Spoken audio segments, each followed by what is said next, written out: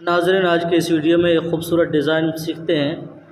कई दोस्तों की फरमाइश आई थी, तो चलिए उन दोस्तों की फरमाइश पर आज ये डीपी डिज़ाइन सीख लेते हैं। तो पिक्सल लैब को ओपन कर लेते हैं। ओपन करने के बाद यहाँ से डिलीट वाले ऑप्शन के ज़रिए इस टेक्स्ट को हम यहाँ से डिलीट कर देते हैं। डिलीट करने के बाद उसके बाद यहाँ से बीच वाले ऑप्शन पे क्लिक करना है। उसके बाद यहाँ से शेप्स में आकर एक शेप ले लेनी है, गोल वाली, सर्कल वाली, और इसको हम यहाँ से कर देते हैं फुल, बिल्कुल यहाँ से पूरे स्क्रीन पे इतना फुल कर दिया। फुल करने के बाद नीचे आकर इसका कलर मैं कर लेता हूँ यहाँ से ब्लैक, और यहाँ से ओके कर देता हूँ। ओके करने के बाद यहाँ से गार्ड को दबाकर मैं इसको सेंटर कर लेता हूँ। यहाँ से गार्ड को दबा दें, यहाँ से यू को दबा दें, और इसको यहाँ से आप सेंटर कर लें। सेंटर करने के बाद इसे यहाँ लेयर वाले ऑप्शन पे क्लिक करके यहाँ ताला पे क्लिक करके इसे लॉक कर दें। लॉक करने के बाद फिर से मैं शेप्स में जाता हूँ और यहाँ से एक शेप और लेता हूँ। इसको इस तरह से मैं इसकी चौड़ाई थोड़ी सी कम कर लेता हूँ और इसको यहाँ से फुल कर लेता हूँ, यहाँ से इस तरह से। और यहाँ देखिए रेडियस वाला ऑप्शन है, इसके ज़रिए आप इसके गोलाई दे दें, आप जितना गोलाई देना चाहते हैं। तो यहाँ से मैं इसकी गोलाई फुल कर देता हूँ। फुल करने के बाद इसकी इस तरह से मैं इसको यहाँ पर सेट कर लेता हूँ और इसका कलर वाइट ही रहने देता हूँ, यानी सफ़ेद। और इतना करने के बाद यहाँ से ओके करके मैं इसे भी यहाँ से लॉक कर देता हूँ। लॉक करने के बाद फिर से शेप से मैं जाता हूँ और यहाँ से इस वाले ऑप्शन पे क्लिक करें आप, और यहाँ से ये वाली शेप है इसको ले लें। तो इसको मैं ले लेता हूँ। इसको लेने के बाद इसको मैं यहाँ से लाकर और इसकी थोड़ी सी चौड़ाई में कम कर लेता हूँ इस तरह से, और इसको मैं यहाँ पर सेट कर देता हूँ। यहाँ पर इतना कर दिया। इतना करने के बाद इसे भी मैं यहाँ से ओके करके इसे भी मैं लॉक कर देता हूँ। लॉक करने के बाद फिर से एक शेप लेता हूँ, यहाँ पर आने के बाद गोल वाली शेप, और इसको यहाँ से इसकी ओपेसिटी ख़त्म कर देता हूँ और यहाँ से स्ट्रोक विद को मैं यहाँ से कर देता हूँ फुल, और नीचे आकर इसका कलर मैं कर देता हूँ सफ़ेद। और सफ़ेद करने के बाद यहाँ से ओके करके मैं इसको यहाँ से बड़ा कर लेता हूँ इस तरह से।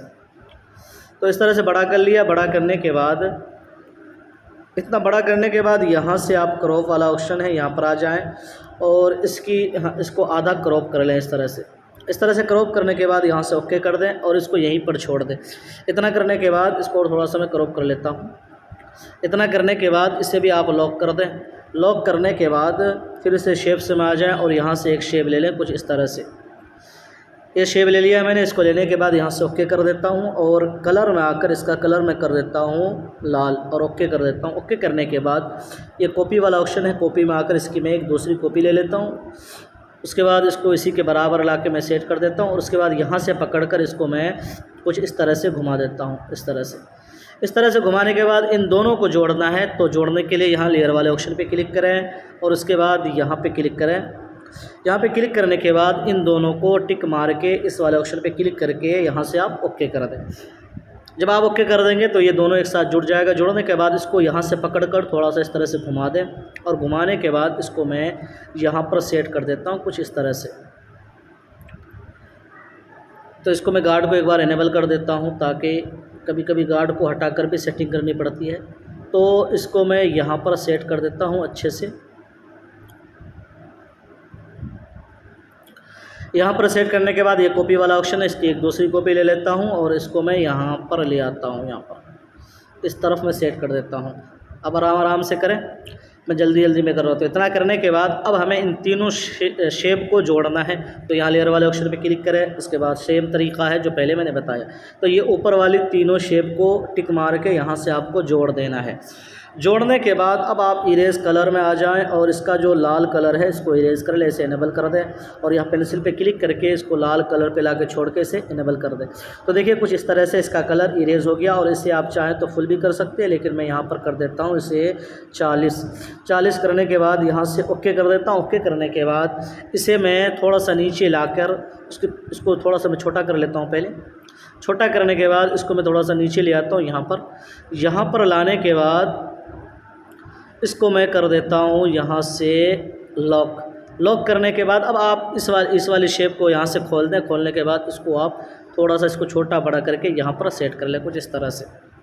तो मैं इसको अच्छे से सेट कर लेता हूँ। तो मैं यहाँ पर मैंने इसे भी सेट कर लिया। सेट करने के बाद इसे भी मैं कर देता हूँ फिर से लॉक करने के बाद फिर से मैं शेप से मैं जाता हूँ, और शेप से मैं जाने के बाद इस तरह से एक शेप ले लेता हूँ, यानी इसको इस तरह से बिल्कुल इसको लंबाई में लेना है और इसके रेडियस को बिल्कुल यहाँ से फुल कर देना, और यहाँ से गार्ड को ओपन कर लेता हूँ और मैं इसको यहाँ से सेंटर कर लेता हूँ, यहाँ से सेंटर। ये सेंटर करने के बाद इसी की इसको ओके करके मैं इसी की एक कॉपी ले लेता हूँ यहाँ से, और इसको मैं थोड़ा सा ऊपर करके यहाँ पर सेट करता हूँ। और यहाँ पर भी ध्यान रहे कि यहाँ बीच में थोड़ी सी जगह खाली रहनी चाहिए यहाँ पर, तो इसका भी ध्यान रहे।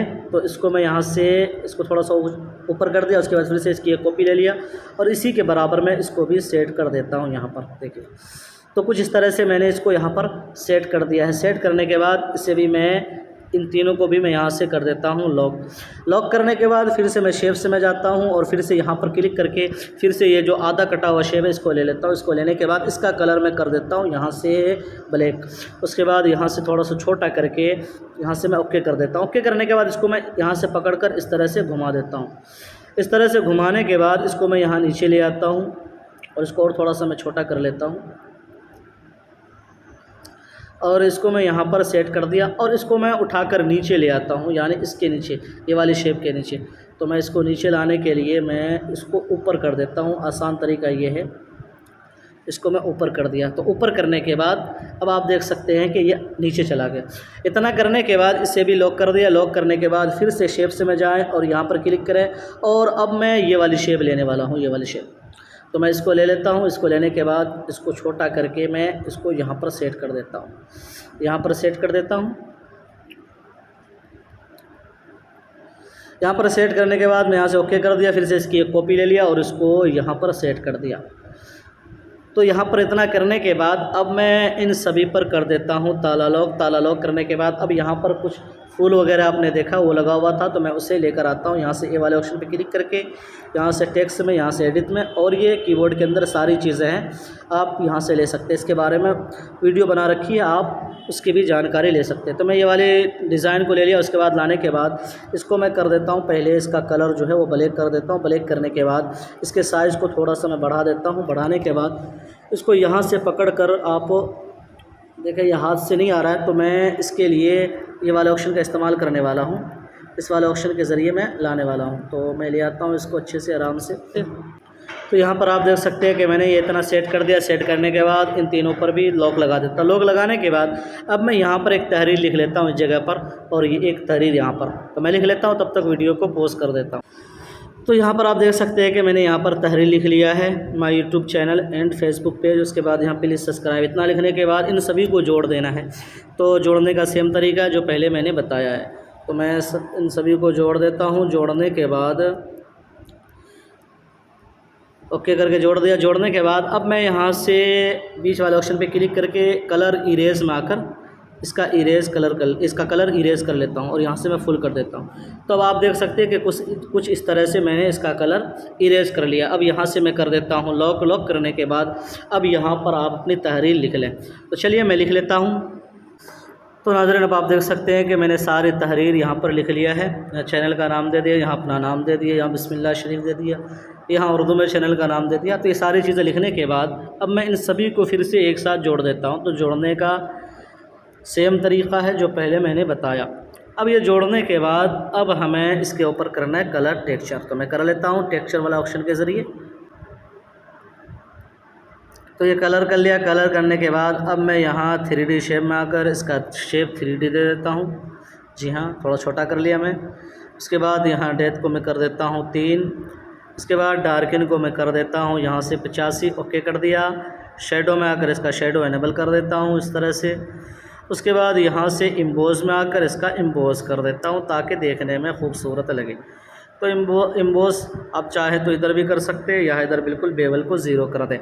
उसके बाद यहाँ से फिर मैं सेंटर कर लेता हूँ। तो अब आप देख सकते हैं कि यह खूबसूरत डीपी बनकर तैयार है।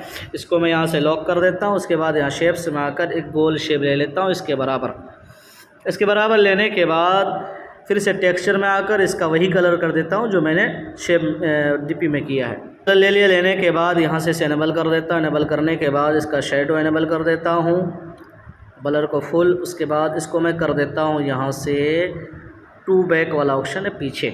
उसके बाद इसे भी मैं कर लेता हूँ सेंटर करने के बाद अब आप देख सकते हैं कि ये खूबसूरत डिज़ाइन बनकर तैयार है। यहाँ से सेव टू गैलरी कर सकते हैं। तो हो सकता है कि ये टूट फूट जाए या ख़राब हो जाए, तो एक आसान तरीका ये है कि आप सिर्फ यहाँ से इस फ्रेम को सेलेक्ट करके और रिलेटिव साइज़ में आकर छोटा बड़ा करके या कभी टूटा फूटा सेव करके देखें। थोड़ी मुश्किल ज़रूर है लेकिन मेहनत करनी पड़ेगी, इसके बाद आप आसानी के साथ इसको सेव कर सकते हैं। तो नाज़रीन, मुझे उम्मीद है कि ये डिज़ाइन आपको काफ़ी पसंद आई है तो लाइक शेयर लाजमी किया करें, चैनल को भी सब्सक्राइब कर लें। अल्लाह हाफ़िज़।